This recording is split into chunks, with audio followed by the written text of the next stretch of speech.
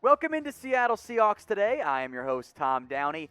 Minicamp is here for Seattle, so I figured today's video, we'd take a look at a couple different things to keep an eye out for in this minicamp preview. The number one, well, it's the number one story right now, right? The Jamal Adams, I'll put holdout in air quotes because it kind of is, technically isn't, but we'll dive in here. So Adams is not at mandatory minicamp, and in most cases, this would be a holdout.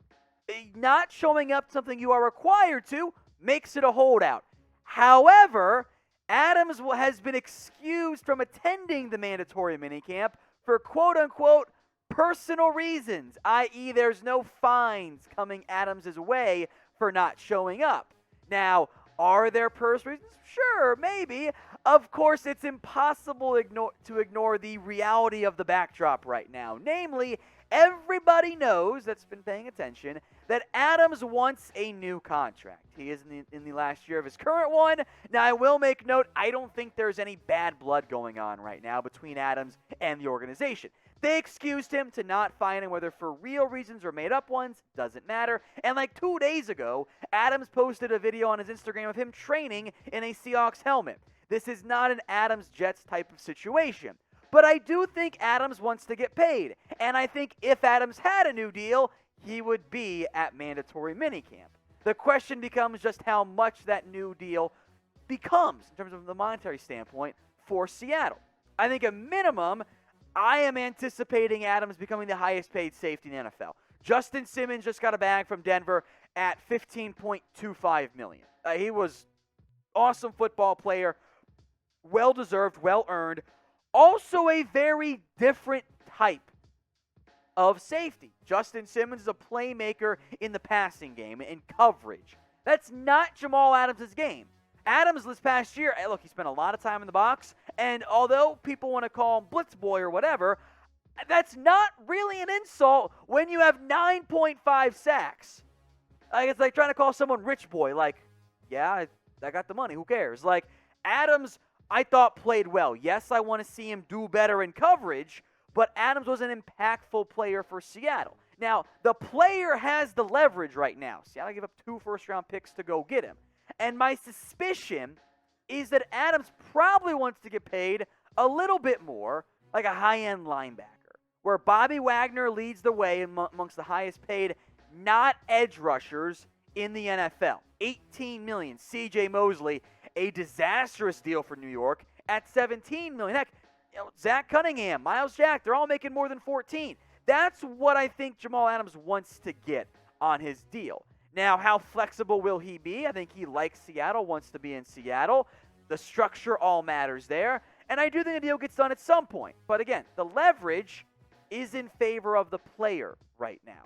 So with Adams holding out but being excused, so it's not really a holdout, he's not there either way. What's your panic level over Jamal Adams? Rate this for me on a scale of 1 to 10. 1 being you're not really concerned, it's much ado about nothing. 10 being you're freaking out. I'm closer to a 1 than a 10, but I want you guys to let me know. If you get the ad break here on YouTube, scroll on down and get your votes in.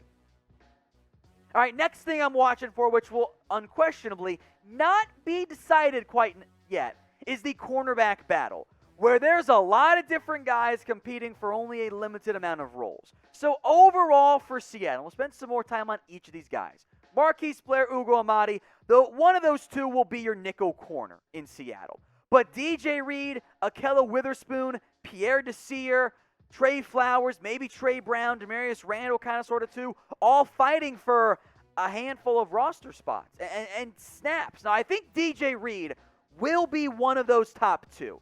I don't know who's cornerback number 2. I lean towards Akella Witherspoon being the guy. For starters, they did bring him in for a reason.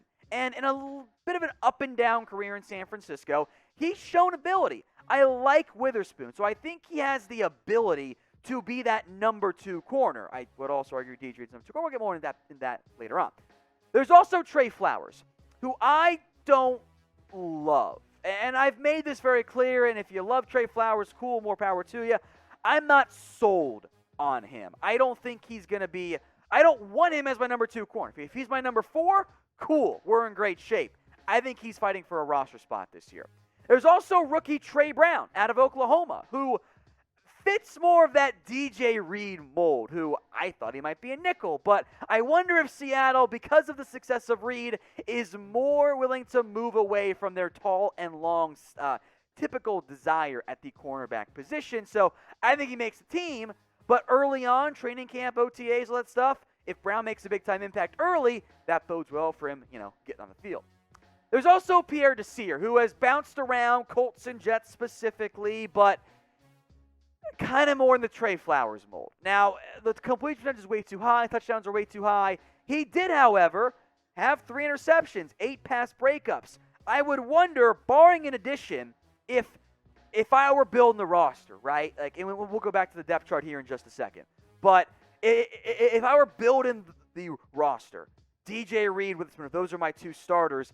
Trey Brown makes team. I got my nickel guys. And then it's Desir versus Flowers in the end for the, number 4, number 3, whatever, outside corner. Loser ends up getting cut. Because they probably want to carry Blair and Amati. Brown's going to make the roster. Reed and Witherspoon going to make it. Maybe Demarius Randall gets in that conversation too. I think they like Jordan Miller a little bit.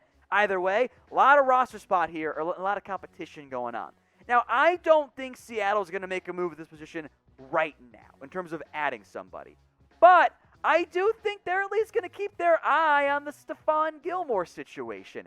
And if the early feedback from minicamp and training camp is that we're not good enough at corner for a team that's all in right now, I think they would at least explore a Stephon Gilmore move at that point. Not saying it's going to happen, but it is something worth keeping an eye on in the end if you are Seattle. Again, I'm not convinced that's the route that they go. They've been linked to him. There's money involved, draft picks. They're kind of tight on both right now. But from Seattle's perspective, I think that is something they would at least consider exploring if that is a route they needed to go down in the long run. So I'm not saying a Stephon Gilmore trade is going to happen. I think as things sit right now, Seattle wants to see what their young guys can do at that. They want to see just how impactful the younger players can emerge and everything there if that's a route that they end up pursuing. So I know many of you are intrigued and interested in going after Stephon Gilmore, but it's not a guarantee necessarily. So with that in mind, I kind of want you guys here to get your votes in for me. And let me know, do you want to go get Stephon Gilmore? Type in Y for yes or type in N for no. Do it right now in the comments section.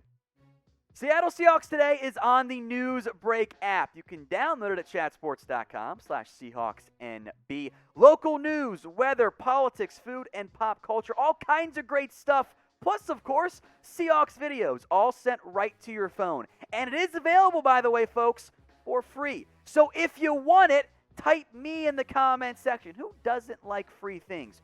Weird people, that's who. So if you want the NewsBreak app for free, type me in the comments section right now, and I'll make sure we send you that link. It's chatsports.com/SeahawksNB. Number 3 now on our minicamp preview here, the new look offense. Namely, how does it look? Shane Waldron comes in over from the LA Rams. He is the new offensive coordinator in Seattle. It is his first year, and I wonder, and I'm very curious, just how much it will look like the Sean McVay offense here. Now, my suspicion is that you will see a little bit more tempo, which I think is a good thing there. And I think you're still going to let it be a let Russ Cook focused offense, which I agree with. I want to let Russell Wilson air it out.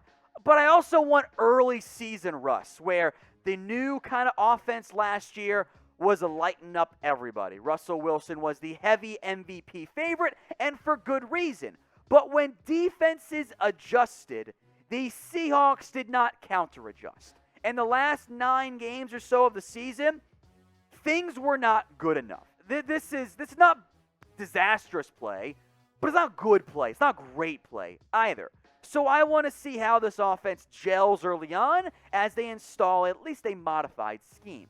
So do you guys trust then Russell Wilson and Shane Waldron? Get your votes in for me in the comments section. Type in A for yes you do or B for no you don't. We're going to keep you guys covered on everything going on around Seattle this season. I know it's about to be a dead period before training camp, but we're still going to give you guys videos. We'll have some fun along the way. So if you want videos coming out really almost every single day, hit that big red button and subscribe right now. Number 4 now, go back to defense here. The defensive line rotation and how it all gels together, specifically on the interior. Now, I think you could see some moments where guys like Kerry Hyder kick inside, but Poona Ford is a starter. We know that for sure. He's going to be one of those interior defensive linemen. LJ Collier, I think he's going to play more interior reps. That just makes sense with how much depth there is on the outside. Al Woods will probably be a rotation piece. Does Brian Monet make the roster? What about Robert Nikomdici? Is he a piece? I think in an ideal world, the breakout guy this year is LJ Collier. Because his first year, there's no way around it. The dude sucked. He was bad. Now, last year, acknowledging there was nowhere to go but up, Collier took a major step forward. Now, I don't think he's going to double his production this year, but if he can be an interior presence that can help fully replace Jarran Reed, that's going to be a big deal and a big boost for Seattle. I'm also excited about Poona Ford. Seattle just extended him, and I wonder if he will get an opportunity to be on the field more in pass rushing situations. The undersized guy has mostly played nose tackle in the NFL, but he can play some 3-tech, I think, if you ask him to. I've always liked Poona Ford. He should have been drafted out of Texas. So I am now very excited to see what it looks like here coming up for him in 2021.